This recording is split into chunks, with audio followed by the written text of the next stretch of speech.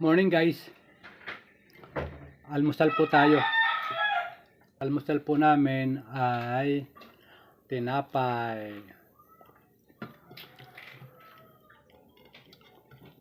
Tinapay na may cheese whiz.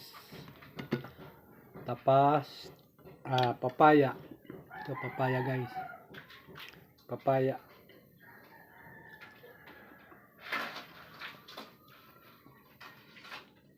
Medyo hindi gaano matamis. Medyo matabang siya ng kaunti. Ito pa guys. Tsaka ito. Ito guys. Ayan o. Mamaya na yan ma. Ito guys. Puro. Mataba pala pa oh. Ito ang almusal namin mamaya. Ayan. Almusal, tanghalian. Alimasag. So hindi gaano siya matamis.